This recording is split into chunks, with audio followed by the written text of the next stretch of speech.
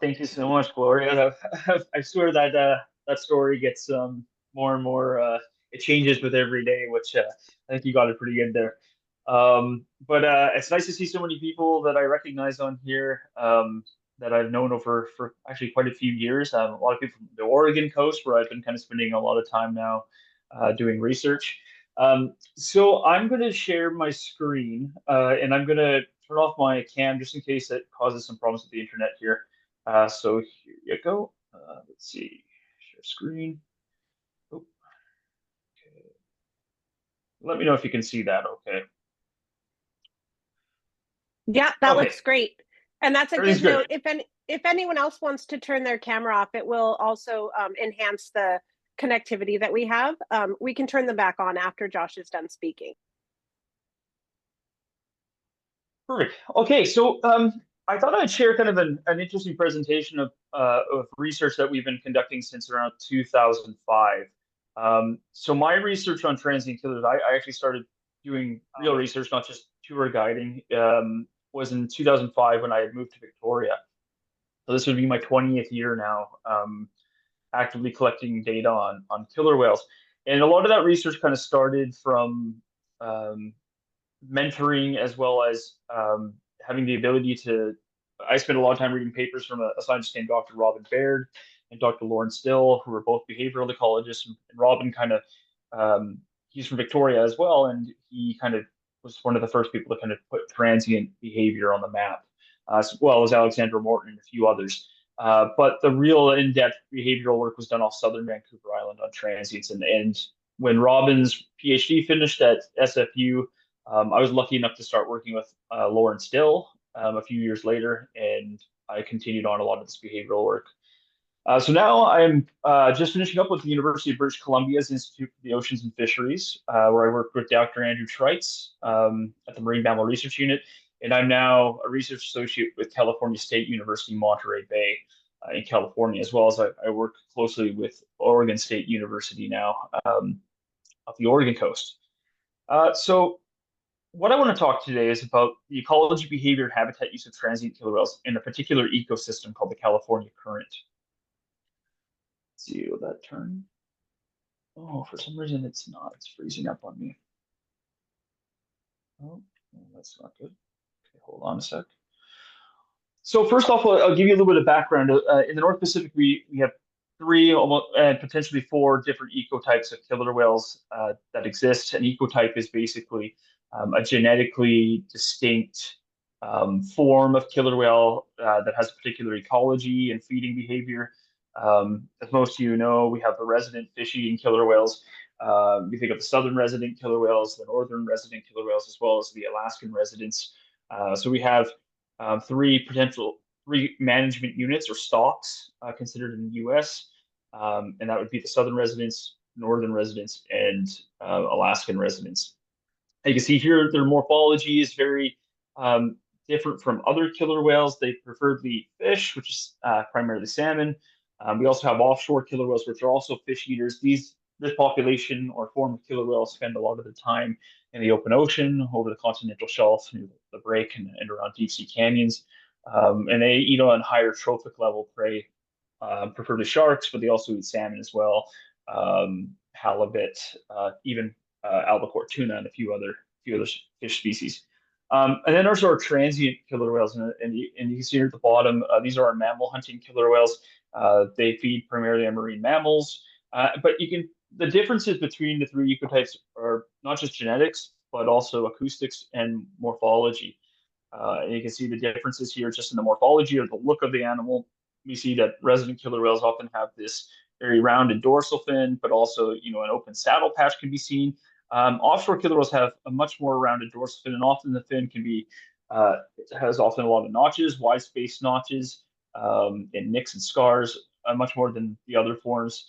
But they can also have open or closed saddle patches. And then the transient form you see down here typically have pointed dorsal fins in adult females, but also large solid saddle patches, but no open saddle patches have been seen. But their feeding behavior as top predators has also been shown to be different in their teeth. I spent some time at the Royal British Columbia Museum in Victoria, where we looked at the teeth of different individuals, the skeletons of different the skulls and the teeth of different ecotypes of killer whale. And what we found is that the resident killer whales typically have teeth that wear on the sides. Offshore killer whales typically have these blunter teeth, and that's probably from their types of prey that they're eating, which are shark, which have this very abrasive skin, so it wears their teeth down. And then transients typically have have blunted tips, sometimes fractures in the middle of the tooth, which can be very worn as well. So today I'm going to really focus on the transient, or the Biggs killer whale. Transient is the historical name given to mammal hunting killer whales based on the description of killer whale scientist Dr. Michael Bigg in the 1970s. And then the name has now been kind of changed to Biggs in his honor for this discovery that transients and residents were really different populations of killer whales. Residents were kind of given that resident term because they were residential to particular habitats, but even though now we kind of know that's not exactly the case. Some resident pods, especially in Alaska, can travel anywhere from the Gulf of Alaska into Southeast Alaska and have very broad ranges. And similar to the southern residents, which can be seen anywhere between northern Vancouver Island, Haida Gwaii, all the way down to the central coast of California. And then we know that the transient form nowadays, especially in the Salish Sea, that transients can be almost seen on a daily basis. And likely a lot of this shift in distribution and habitat use between the 1970s and recent times has been due to differences in prey availability, with transient populations of prey coming back and resident populations such as salmon having a bit of a harder time recovering from different environmental factors. So the distribution of transient killer whale populations in the Northeast Pacific Ocean. So we talked about the different ecotypes. So the next thing we got to talk about is within an ecotype, we have these different populations. So you think of the resident killer whales, where you have the northern residents, the southern residents, which are genetically different populations.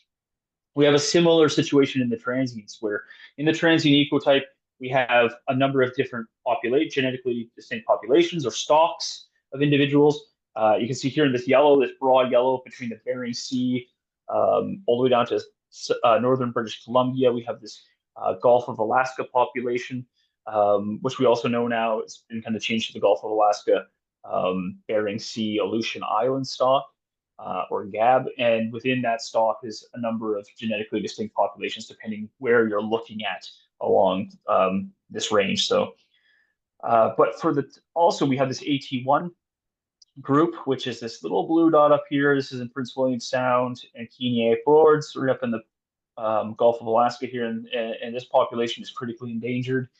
There's only currently the last tally from the North Gulf Oceanic Society, who manages this group. There were 6 animals identified as of 2020.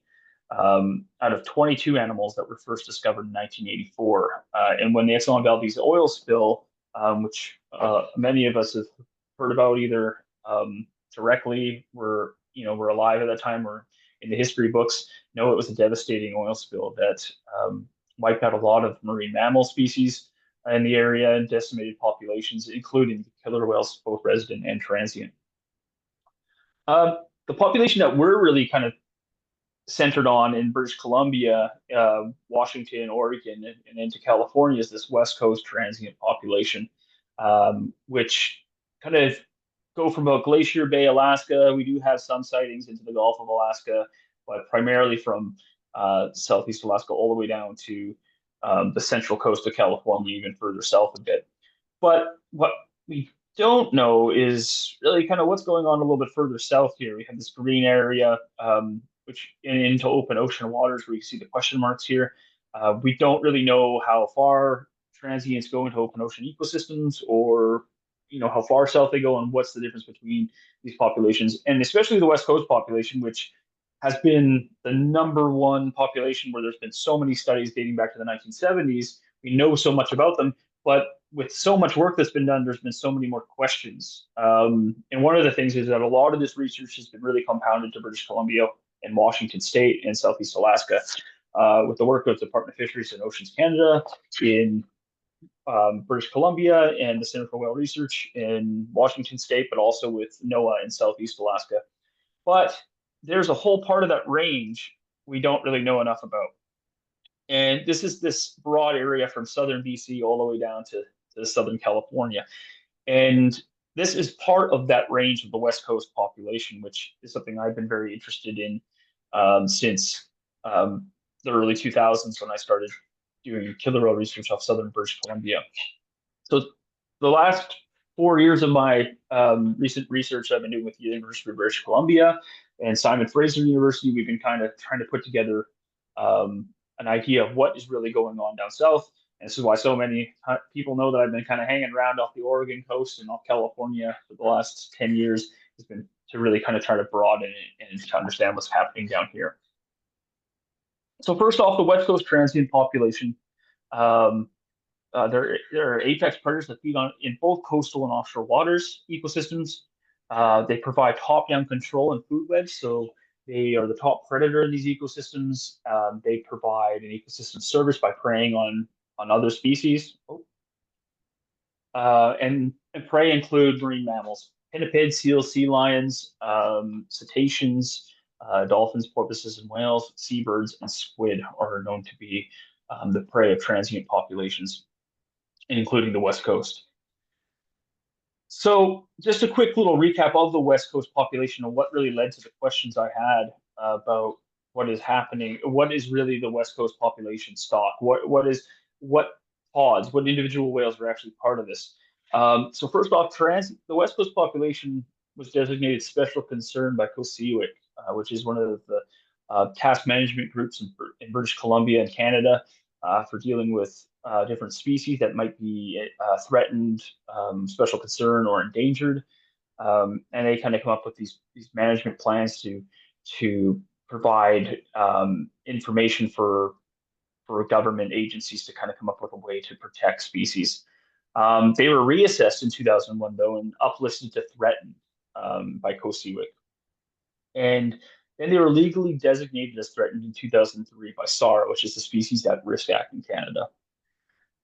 There was a recovery plan, which was put together to look at the population boundary by DFO in 2007. And they were also recognized as one management stock that is not depleted under the Marine Mammal Protection Act by NOAA's National Marine Fisheries Service. But the big question during this time was that the actual population of killer whales in the transient population was really unknown. Because remember, as I mentioned, there was a lot of information from British Columbia and Washington, but these killer whales are large apex predators with transboundary distributions. They go from anywhere from British Columbia or Southeast Alaska to Southern California. So just looking at the stock assessment for one region wasn't enough. And in the 2007 report,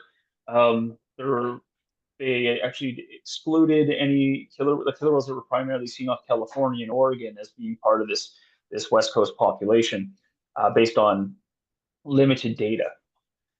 But in 2013, based on this recovery plan, Department of Fisheries and Oceans came out with another report just for British Columbia, really looking at the habitat requirements of transient killer whales. And in particular, you can see here, there was a preliminary distinction of two subpopulations of West Coast transient, one that was preferably an intercoast group that spent time in coastal waters, and an outer coast group that kind of was found in deeper waters and further from shore. But within the last 10 years, this information from this report has kind of gone back and forth with colleagues, where there has been some that have accepted this designation of potentially two subpopulations or separate stocks, and others that say that more research needs to be needed. And what my mind came to is that a lot of this has to do with the lack of research that's being done south of the border, where there hasn't been a rigorous scientific surveying or photo ID effort. So my research overview was to better understand the population, social structure, and ecological role of transient killer whales in the California system. And I'll explain the California current system in a minute. I looked at the social as well as geospatial analyses of photo-identified individual whales from southern BC to southern California. And we looked at habitat use patterns to inform management and conservation policies. with behavioral ecology and habitat use in open ocean environments. So transient killer whales have always been thought of as being a very coastal species, primarily seen close to shore, that specialize on pinnipeds and small cetaceans, as I mentioned. But periodically, we do see and do encounter killer whales in open ocean environments. So the California current is a transboundary current that occurs between British Columbia and Canada and the United States along the west coast. Here's just a quick diorama here showing a proposed metric of this current. You can kind of see it running down the coast. The California current is a system of currents, though. It is a mix of different currents. So it's part of the North Pacific Gyre, which kind of wraps around here. You can see there's the Alaska current that's part of that North Pacific Gyre, and it splits off from there and runs down the coast. Now, the main California current runs south. It's a transboundary current that runs south, transporting cold nutrient water. It's a surface current, so it's primarily within the first 500 meters of depth and up to 1,000 kilometers offshore. But you also have a cool coastal jet, which flows south, but along the continental shelf slope, which you can see here. The slope is where this light-colored area here kind of drops off into the open ocean. And it provides a lot of upwelling along the coast and a lot of nutrient upwelling and also in deep water ecosystems too as well. So it flows right along the bottom. And then you also have the Davidson current, which is primarily a fall winter current that flows north, that transports more warm, temperate water and kind of bathes the coastline. So the California current is a very dynamic system, and is well known to have a diversity of marine life that inhabit it. So from this research, we looked at using a whole range of different methods through NOAA surveys, dedicated surveys using line transect methodology, where you use dedicated lines to follow patterns and count different species and numbers of cetaceans, which I just got back from a 1 month survey with NOAA off the central coast of California, where we were collecting data. And typically, researchers will spend their time out here using these big eyes, and you follow these random track lines, and you're counting different species. You go on effort to follow the track lines, and then off effort to photo ID or collect biopsy or satellite tagging data. This is the data that we had from NOAA from 2005 to 2021 for this analysis, and you can see here's the relative effort here of these transects. So these are the random lines where the ship is following, and anywhere between southern BC and southern California, and you follow these lines here, and you count different marine mammals, including killer whales and a number of other species. You can see here, though, right here along this continental shelf slope, and you can see the black. It's hard to see it, but there's a black line. It'll be on another map. It'll show it better. This black line really shows the shelf break, which is the 200. We call it the 200-meter isobath, which is a particular bathymetric contour along the shelf break. And the green here, you can see up here, is actually small vessel surveys. We teamed up with the McInnes Fisheries Management Group in Nia Bay, as well as research we were conducting in Monterey Bay down here off of the central coast of California, then our work out of Victoria as well. So there was 3 different areas where small surveys were being conducted. We also, so here's a small vessel survey. We were out watching a group of transients here, myself in the blue. This is Brad Hansen, lead federal scientist for the National Marine Fisheries Service. We were collecting prey samples from transient killer whales in the Sailor Sea. So when a killer whale makes a kill on a seal or a porpoise, we often collect, or unidentified prey, we often collect tissue samples to take to the lab for genetics of prey, as well as a number of other parameters. And these small vessel surveys also produce focal follows, where we typically followed a group of animals for an extended period of time, collecting behavioral data, things like surfacing patterns between individual whales, if they had made a predation event, how long they spent underwater, so dive times, individual links between individual whales, photo identification. And a lot of these methods were modified based on Baird and Dill's 1995 paper on transient killer whales in the Salish Sea. If you have a chance to read, it's a great paper. Lots of great information on behavioral ecology of transients. Whales were typically followed within 100 meters. It had an encounter was greater than 10 minutes, and where all animals could be photo identified. So this is that photo identification that was developed by Dr. Michael Bigg in the 1970s. We photographed each individual in a group, and all encounters or sightings that were provided in the data set had to be all whales in the group had to be identified or photographed. Data included photo identification, geospatial location. So every 5 minutes, we took a location.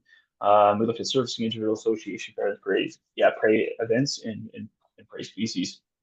We also, though, utilized sightings and sighting reports and for data standardization, which I can explain a little bit more here. So sighting reports included firsthand and historical reports. So this is from researchers and naturalists or longtime contributors. We had a number of organizations over the years that have continuously sent us data from the entire coastline. Reports compiled from open access public sighting databases, things like Orca Network or the Whale and Dolphin Ocean Society, WOWS, up in Powell River. There's quite a few different databases that data was provided from. Public sightings were collected year-round through email, and then data standardization. So through all these data from the surveys that were collected from the NOAA ship to the small vessel surveys to the sightings, all records for the above sources were consolidated into single daily encounters for each transient group and individual whale. And this was either present or absent, and all animals had to be identified in that group. And we only use a particular number of data points. So things like we didn't look at seasonality. We primarily looked at location of where the whales were, as well as that who was associated with who, to look at social patterns in relation to habitat. All killer whale data. So this is the photo identification process. You can see here, we can identify whales based on markings, natural markings on the dorsal fin, as well as the saddle patch. Even in the eye patch, we can look at, especially for younger whales, to try to photo identify. And here's an adult transient killer whale we know as OCT 30. So OCT means outer coast transient. She's part of our database. We've been encountering her since the early 2000s off the central coast of California. And NOAA has a really great database called FinBase, and my colleague Jeff Adams at NOAA Southeast Fisheries has put together this really great program where we can actually put together it's based in Microsoft Access, which is a relational database where you can kind of use multiple different tabs to follow individuals, sightings, and their natural history between different individuals. So it's a great program that we've been using for a number of years. And through this, we can look at the social network analysis by looking at different individuals. Here's a matrilineal group here of the OCT 30s. You can see here's the matriarch, the mother. And in transient society, transients live in a very fluid society. It's almost fission fusion, where you have an adult female and her offspring that form this matrilineal group. But at the onset of sexual maturity, both males or females may leave the group. Males sometimes will leave, but females typically form their own matrilines at sexual maturity, and when they have their first calves. So, for instance, the daughter of OCT 30 here is OCT 30B, so that would be the second offspring. And she has her own offspring now. You can see B1, B2, and B3.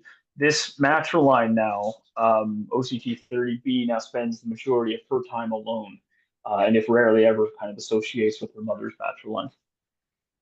So you can see here, this is kind of that identification process with our outer coast transient group that we identified off California mostly is this OCT outer coast transient.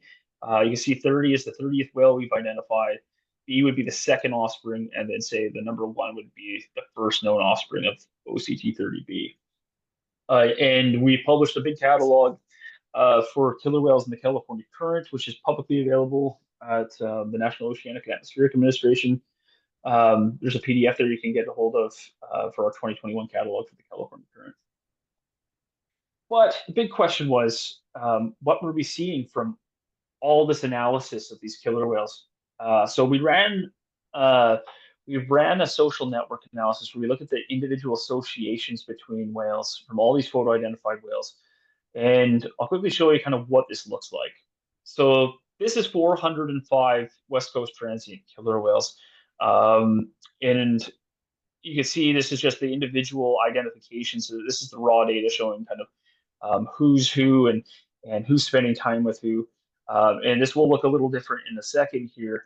But quickly, I'll come to the second part of it. After the geospatial analysis, or the social analysis, we did a geospatial analysis of habitat use for every single whale.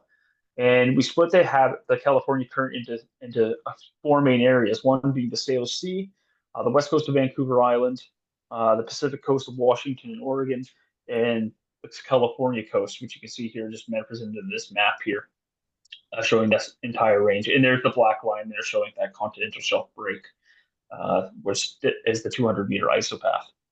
So this is important because we looked at a few data parameters. One, for every killer whale group and individual whale that we had encountered, we measured the distance from shore in kilometers, so where that animal was adjacent to the coast, distance from the continental shelf break. So there's that 200-meter isobath. So how far were they inshore of the continental shelf break and offshore of the continental shelf break? And then we also measured the water depth of individuals as well as their group at that location. So this is kind of the raw data, what that kind of looks like. This is geospatial analysis conducted by my colleague Kevin Lester. And you can see each green dot here is actually an encounter with West Coast transient killer whales. The black line here, kind of with the red here, is the continental shelf break. So that's where the coastal waters drops into the open ocean. And you can kind of see this darker blue here is the slope, the continental slope. And it goes from the 200-meter to the 1,000-meter isobath, and then off into the abyssal plains here. The pink dots here you can see are actually the measurements of every location we tried to of the continental shelf, the distance of the continental shelf from land, where that continental shelf break was, because the continental shelf break of the entire West Coast, from Southeast Alaska down to Southern California, varies in the width. So for instance, off the west coast of Vancouver Island up here, that shelf break comes very close, but then it widens down here, and you can see it gets further from shore as you head south, along the island, and especially off California gets very narrow once again. So it can be deceiving, especially when you're trying to look at the different habitat of individual whales and where they're being seen based on that distance from the continental shelf. So just some results from this study. So survey effort. So West Coast transient killers were encountered 5,456 times between 2005 and 2021, with which 2,232 had locations and photographs of all individuals in a group. NOAA surveys ended up in 49,180 kilometers and 335 days of search effort. Killer whales were encountered 43 times, 12 of which were West Coast transient killer whales under the NOAA survey. And you might think that's not a lot, but NOAA surveys, because they're dedicated line transects, they're constantly on the move surveying. And killer whales are often much more spaced out and difficult to find, especially in offshore waters. It actually shows a lot of great information for us when we're kind of trying to piece together where transient killer whales are being found. Small vessel surveys resulted in 37,000 kilometers, and 852 small vessel surveys were conducted. This resulted in 262 encounters, with which the Salish Sea, we had 148 encounters, 9 off Washington and Oregon, and 105 off California. And opportunistic sightings, though, of course, because there's so many people reporting killer whales, had the most, so 1,957 photo identified encounters.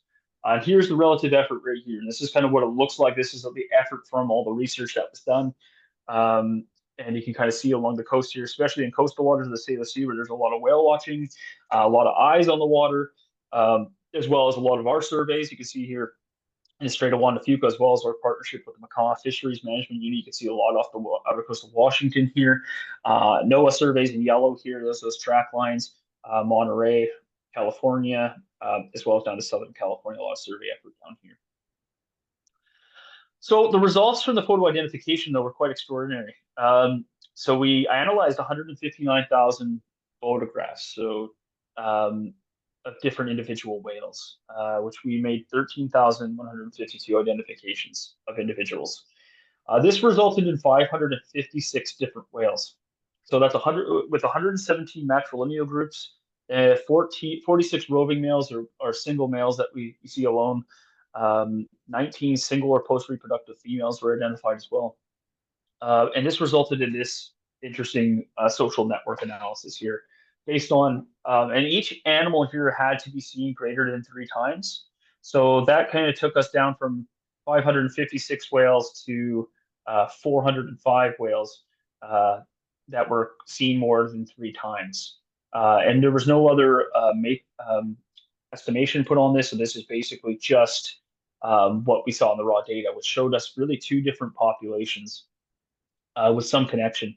One being this intercoast subpopulation, similar to what DFO discovered off British Columbia. You see in yellow, as well as this outer coast population in red. And even a little bit of a different group here, migratory whales that kind of show up to hunt gray whale-calves off the central coast of California as well. The difference, though, between our study and the DFO study was that our study, not just the spatial difference with us focusing on a larger distribution being the entire California current system that is transboundary, we also focused a lot more on the outer coast transients. The inner coast transient killer whales are typically the animals that we see off southern Vancouver Island that spend most of their time in coastal waters, have been studied quite thoroughly since the 1970s, but the outer coast group of animals have not. And the difference in the report produced by DFO and our research really shows a much more extent on the outer coast group. We spent more time looking at their behavior, photo identifying them, looking at their habitat use, and then making comparisons to the inner coast. We also provide much more information on the southern distribution of west coast of inner coast transient killer whales, particularly at the Oregon coast in North California, which hasn't been really looked at in any study.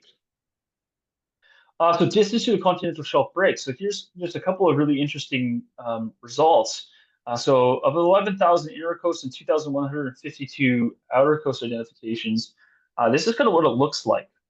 So you can see here inner coast animals in yellow, and the yellow dots here. We're very close to the coast. You can see them right into the Salish Sea, to Puget Sound. But even as you head south, off the Oregon coast, Washington, all the way down, the furthest south was actually Monterey Bay, California. Was for the inner coast, that was the furthest south that any of those individuals were seen. And then outer coast animals in red here were only really seen in the Strait of Juan de Fuca, but also off the west coast of Vancouver Island. But and not so much. We never had any sightings of them in Puget Sound or anywhere up in the convoluted waterways in the Strait of Georgia, and they were more closely observed along the shelf break, which you can see here. This is black line, and this is a much better map. You can see this black line really starts to approach the coast. It narrows off this all the way down to, like, you can see Monterey Bay, California here in San Francisco, all the way down to central southern California, where it almost approaches land. So the open ocean comes very close to land compared to further north here off Vancouver Island and Washington. And the outer coast transients were seen much more predominantly off California and off Oregon, and these areas where they're much more found in deep water ecosystems. So here you can see is just a quick histogram looking at kind of the difference in distance to this continental shelf break. So this black line here. So for instance, you've got the 0 mark would be right on the continental shelf, right on that 200-meter isobath. Anything positive would be offshore, so further out. And then anything inshore would be negative. So you can see here the intercoast animals were really predominantly found right inshore of the continental shelf, and you can see like almost negative 200 kilometers because they're seen much further in here. Our distance analysis for our geospatial work really kind of showed them quite far up into the Salish Sea, into Puget Sound, but then also, much more closer to the coast, where the outer coast here, you can see we're right into the shelf break and further offshore. The results, though, also showed differences in behavior. Foraging behavior and feeding behavior is very different. With the intercoast transients, we saw a lot of individual whales patrolling seal haulouts, seal and sea lion haulouts, feeding in convoluted bodies of water in bays through inlets and straits. They spent a lot of their time uh, in very different habitats than the outer coast transients. For instance, they forage close to shore. Here's a photograph of a well-known whale off Victoria, T11A, or Rainy, as some of you might know him, just off of Dungeness Spit. You can see they typically follow the contours of shorelines in quite shallow water, feed on pinnipeds and small cetaceans. Typically, harbor seals seem to be the dominant prey. And a lot of this research, as I mentioned before, was really kind of spearheaded by Baird and Dill in 1995. Here's a quick little image of that paper if you're interested. Um, but less is known really about this outer coast group, which is kind of what we focused on. And they primarily forage close to the continental shelf break. And from our research, they follow predominantly the contours of submarine canyons, feeding on more pelagic species like elephant seals, oceanic dolphins, and larger cetaceans. Um, but we still didn't really have enough information about their behavior just based on some of the random sightings we were getting. So in 2010, I opted to go to Monterey, California to work with a team down there, and we conducted focal follows and photo identification efforts on these outer coast transient killer whales. And we surveyed Monterey Bay, and we chose Monterey Bay for a couple of reasons. One, it is one of the easiest places to get to an open ocean environment along the Pacific coast. One being that the Monterey Bay has this large submarine canyon known as the Monterey Canyon that bisects the middle of the bay, bringing very deep pelagic waters close to shore, up to less than half a kilometer, right at Moss Landing here at the center part of the bay, and over 1,000 to 2,000 meters of water. So you get this really deep water. The shelf break comes really close, and it's much easier to do field work that way. Where in other areas, weather constraints can make it difficult to get to these areas. As well as killer whales are frequently sighted in Monterey Bay, both throughout the year as well as seasonally. So this was kind of a great place to really kind of start our our field data. So focal follows typically involved us following a group of whales, as I mentioned earlier, collecting data, photo identification, looking at predation, how much time they're spending together. This is our effort from our focal follows throughout Monterey Bay, um, with some effort going out further offshore. And as Monterey Bay has a number of different canyons that are part of a system along this canyon here. There's a few different canyons that make up the Monterey Canyon system. So encounter and sightings, we had 100 focal follows. Then whale watchers provided 161 sightings. And we turned these all into what was called an occurrence. So there ended up being 323 occurrences where each group of transients that we encountered were considered an occurrence or an encounter, or an occurrence. So basically, if you had two groups together, each one would be considered a different occurrence of that group. And if there was, for instance, the number of consecutive days made up an occurrence, so just bear with me here, this will make sense. If you had the number of consecutive days of a group of whales was one, they were seen only one day. That tended up to be 319 occurrences, 2, 3, 8, 3, 6, 4, 5. But then 5 days in a row we never had a sighting 5 days in a row. So that ended up being our first occurrence. So every 5 days was one occurrence for a whale or a group. So we can look at seasonality a little bit better. Here's the one marine, the one few, the Monterey Bay Submarine Canyon. This is all the locations of sightings of transient killer whales from 2005 to 2021. And this is our research vessel here within 50 meters of a group of transients as we were doing focal follows. So typically this would be the movement of our vessel with the whales. And this is based on that 100 focal follows being representative of kind of some of this movements of the whales. One traveling behavior was very much throughout the bay in the general direction whales kind of traveled. This is feeding behavior. Our research vessel following a group that were feeding on a gray whale calf. Down here is open water foraging. which is where a group of whales typically kind of zigzag, doing long dives, searching for prey, kind of all over the place. Very, very difficult to track them during these periods, but we did pretty well. And then up here is a new kind of foraging we kind of termed shelf break or canyon foraging, where transients typically follow the edges of the continental shelf break. And we're typically quite successful in predating marine mammals when they follow the edge of the canyon here. And they usually ambush California sea lions or elephant seals. And this is the different prey species you can see here. So for instance, down here, the star is gray whale calves. So the transients in California and Oregon seem to be big whale hunters. They seasonally arrive to hunt gray whale calves in the spring, but we also have different prey like white-sided dolphins, minke whale, um, elephant seals, a wide variety of prey species. So seasonal occurrence, though, so this is based on an occurrence pattern. Look at the seasonal distribution and prey availability for transient killer whales. It was very interesting. So this is just three different graphs, one being the number of occurrences, and you can see the different months here along the y-axis here. So January, February, March, April. The number of occurrences really kind of spiked during the spring, April and May, and then kind of decreased rapidly to June, July, August, and then a secondary smaller peak in the fall, September and October. And the mean group size also was quite a bit larger, and this was statistically significant. So in the spring, there was larger group sizes of transient killer whales, so larger gatherings of individual whales. And you can see here, these three different prey species were kind of the main prey, which we had gray whale calves, California sea lion, and elephant seal. And their seasonal availability, when they occur along the coast, seem to match. So, for instance, gray whale calves are really only present off the central coast of California during the spring because they're on their migratory route north.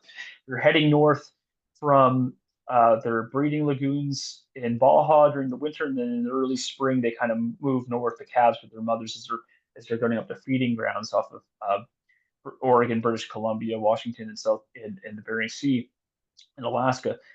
And then sightings of gray whale calves completely disappear because they're further north of California at that point, and the killer whale sightings also decrease during this time as well.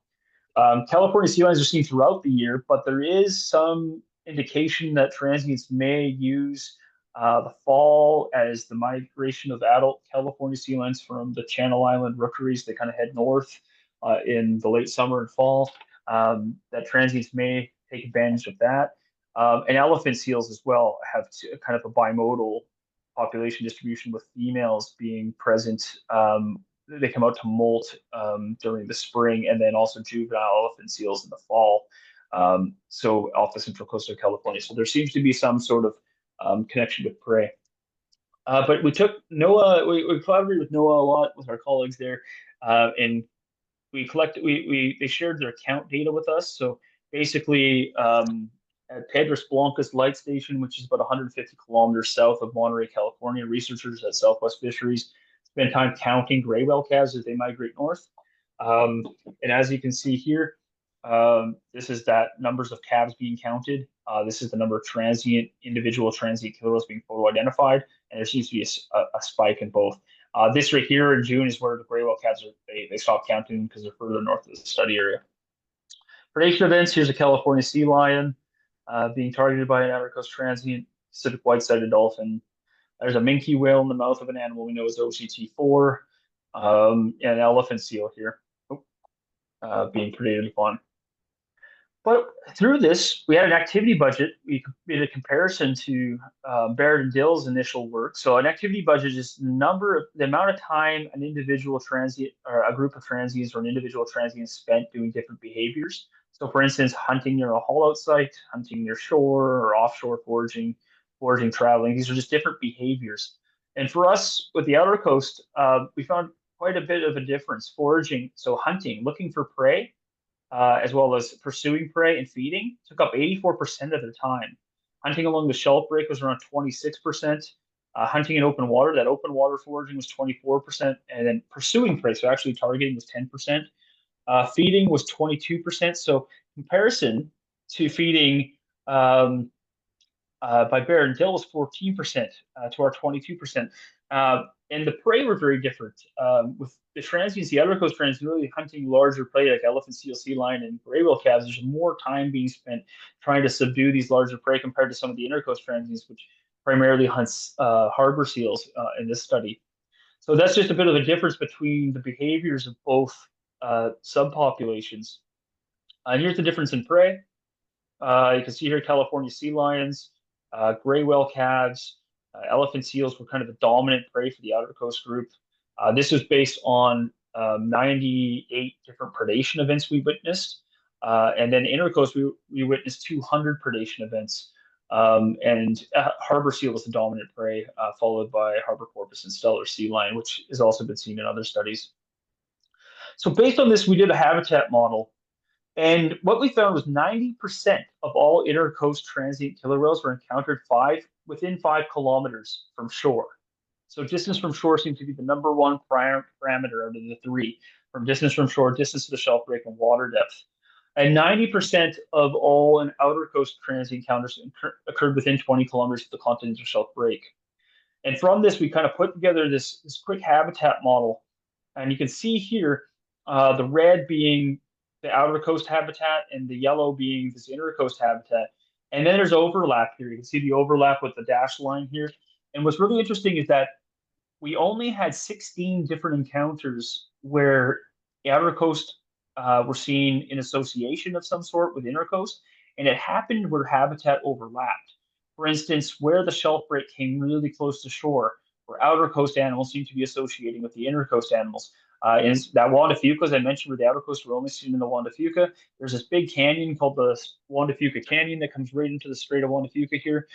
That's where we kind of see these outer coast animals. Similarly, off the southern Oregon coast here, and off northern California again, you see this overlap. But when we encountered these animals, typically they traveled within their respective subpopulations, but within 200 to 300 meters of each other.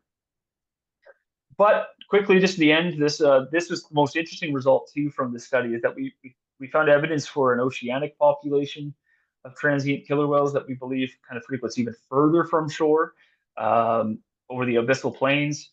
This is an animal here that was just finishing a pygmy sperm whale that it predated upon about 370 kilometers off the west coast of California. Our colleague during a NOAA survey encountered.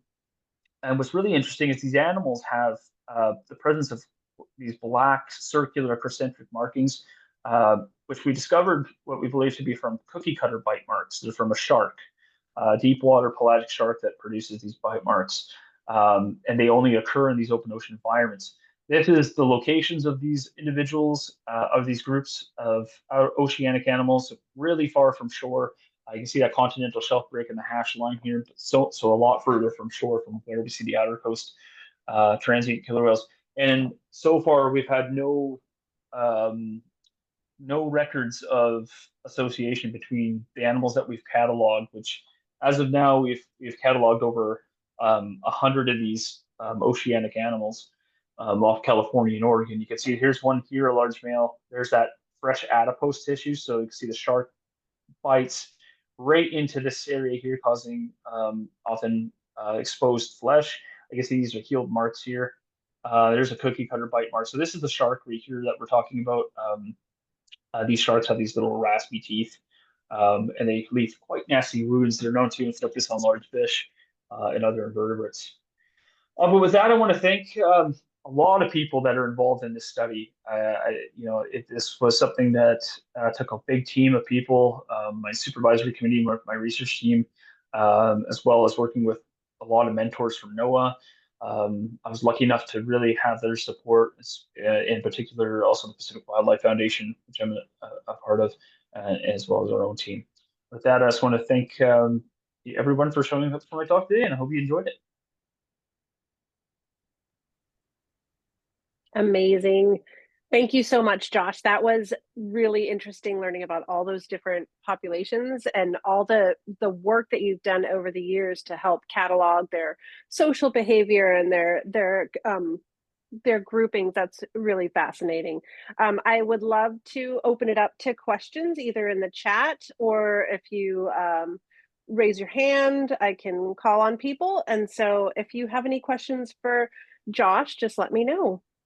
I see Bill Hanschemacher. Hello, Josh. I have a question about your data collection. It seems to rely a lot on visual observations. And as I understand, the acoustics for a transient versus an offshore are quite different. Could you speak to that? Yeah, so acoustics, there's been some acoustic work done. Actually, we're actually teaming up with Oceans Network Canada right now, which they've done a lot of work with their Neptune as well, their Neptune observatory offshore. And what's really interesting is that the acoustics are very different between ecotypes, killer whale ecotypes. You can tell them apart. What's really interesting though is the work that Ali Rice had conducted in the late 2000, was it 2017 where her paper was published, looking at the occurrence of killer whale ecotypes off the outer coast of Washington. And they had passive acoustic recorders off of Cape Elizabeth, which is along the continental shelf break, as well as the Quinault submarine canyon. And what they found was the difference between the acoustics of transients. They actually were able to put together a really neat catalog of vocal dialects. And what they found was that there is a difference in vocal dialects between some animals that spend their time further from shore and animals that do spend their time closer to shore. Sorry? I was thinking more along prey selection. Specifically, if you're using frequencies that marine mammals can hear, you don't want to use those if you're hunting marine mammals. If you're offshore and you're hunting fish, you might be using those. That might be a better way of discriminating, especially offshore, because you have a visual bias. You don't have as many data points offshore as you do near shore. Right, yeah. So there is a bit of bias. There's also a bit of bias in using acoustics for transients, though. One of the issues is that transients don't really communicate when they're hunting. They rely on passive acoustics to search for prey. So typically they're listening for splashing of seals or the vocalizations of dolphins. So the hydrophone might be recording, but you're only going to pick up the sounds of transients once they've made a kill. Because typically they start communicating once they've made a kill. So you're not actually getting the temporal pattern as much as you would say with resident killer whales, which with the fish-eating killer whales are constantly communicating. They don't rely on the stealth that the transients use for hunting. So there is some biases to both ways of how we collect data. Also, the thing is that you don't get the resolution with identification. When we're looking at the social structure of these animals, you need to have this photo ID. You need to be able to collect that information to be able to. With acoustics, we just don't have that. So we hear there's an outer coast transient, which you can tell the difference between, say, an inner coast animal and an outer coast. The inner coast animals have a bit of a different dialect, just some call differences, and the outer coast transients have a bit of a higher frequency that they produce vocalizations at. They're you don't know who you're hearing. You just know that you're hearing a killer whale what type of killer whale they are. So for us to get that social analysis to really look at the population level, this kind of brings us to a bit of a different situation. But there's definitely biases and things to all these things. This paper, though, the results I'm sharing with you now are now in peer review. So they are now they're submitted to a journal right now, and we're waiting. They went through NOAA review, which was great. It went all successfully. So now we're just kind of waiting to hear if this will kind of hopefully shift the stock assessment for transients in the West Coast population. Thank you. That was very clear. Great. Any other questions for Josh, either in the chat or go ahead and raise your hand and unmute.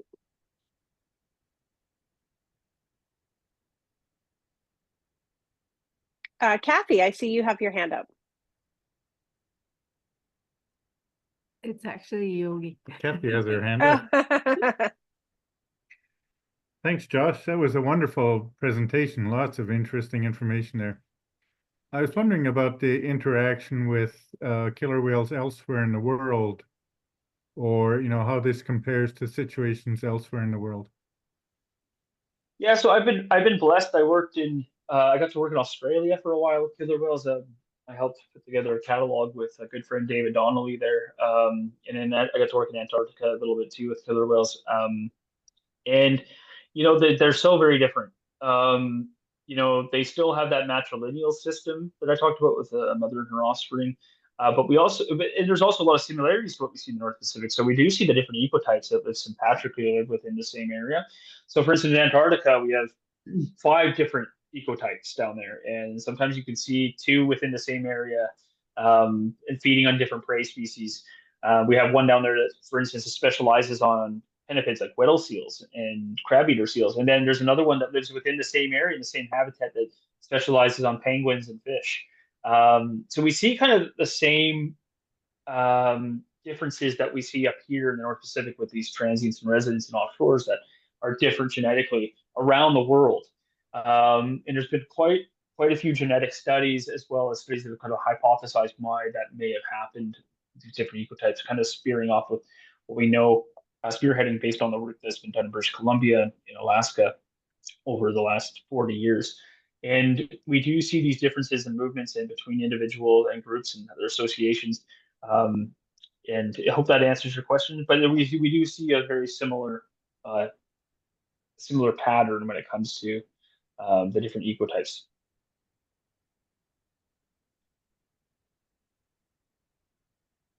Great, thank you. Any other questions? Feel free to raise your hand or put it in the chat. Peggy, so good to see your face, Peggy. I just had to say that. So good to see your face and everyone's. Josh, great job. I was loving the length of your study. I was wondering if you saw any changes when we had unusual mortality events with gray whales and with pinnipeds. Did you see any spikes or differences in the presence, I guess? You know, would they be hunting more because there weren't enough prey? Or did you notice anything during those years? Well, because the study on the outer coast subpopulation is there hasn't been a lot of research done until the last 10, 15 years. And there's been so much work on gray whales, for instance, especially with NOAA, with Pedris Blancas, their surveys dating back to like the early 2000s and the 1990s, with the calf counts. We can't really, what we can say is that there is definitely this pattern where we see transients and gray whales kind of, sharing a very similar seasonal trend, with transients following the gray whale migration. And what we're finding now is that we do see transients also following north. They move north. And this is some of the work we're doing in Oregon right now. We're seeing the movements of animals from California into Oregon coastal waters, hunting gray whales as they head north. But what's really interesting is that we did find a few times during the unusual mortality events with gray whale calves where transients were not predating gray whale calves. We had 2 years during the period where we followed them throughout the spring when there were supposed to be predation events in Monterey and off the central coast of California. We had none. And they were mostly hunting California sea lion, elephant seal, but we had no predation events, which was kind of odd. And then we had other years where they would kill five in a season, which was kind of the max amount that we saw predation events on calves. So there is something to be said. I can't say if it's related. I mean, because transients are able to feed on so many different prey species. It could be easy for them to switch at any period of time, but it's very interesting. And what's interesting too is that I won't go too far into it because we're working on this as a new paper. There is something to be said that gray whales, especially gray whale calves, aren't really even though we see this drastic, a current pattern with them following the gray whale calves north, and it's, they're not, feeding on them is not the main priority. We think that transient killers have a very interesting social structure around gray whale calves. So the predation events are almost like potlucks. Because we see it's more of a social event. We see a lot of diversity in the number of photo-identified killer whales in the spring than we do any other time of the year. And the number of gray whale calves that they kill aren't really enough to make it worthwhile for them for the amount of population we see in California. Very cool. Thank you. Great. We have a question in the chat from Heidi, and she says there is construction on the jetty at Tillamook Bay, and could that have affected the sighting of only one in 2024? Yeah. Hi, Heidi. Nice to hear you. Nice to see you. I hope I get to see you in Oregon when I'm down there in the spring. So Tillamook Bay, yeah, I was following the sightings off the Oregon coast last spring. It was very odd. Compared to recent years, we get quite a the sightings throughout the Oregon coast typically, but this year in particular, there's a lot more off the northern Oregon coast than elsewhere. And Tillamook Bay seemed to have not has had as many. We get a lot of sightings of transients coming into Tillamook Bay, particularly in the spring feeding on harbor seals. And this year, that may have been a potential factor. Construction noise. Tillamook Bay is not very large.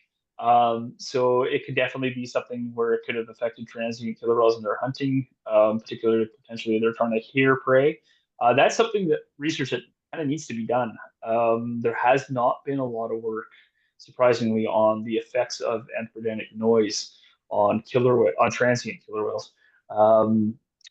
And because they passively listen for marine mammals and how they hunt, I think that's something that really should be looked at further. Cool. Thank you. I think we have time for one more question. I think Orle has his hand up.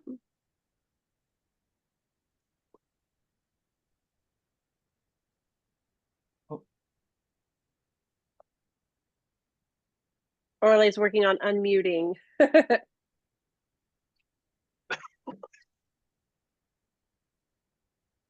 There was a question in the chat as well on interbreeding. Yeah, I was going to say, while we're waiting, Orle will definitely come back to you. But Eva in the chat says, is there any research on interbreeding between the transient populations?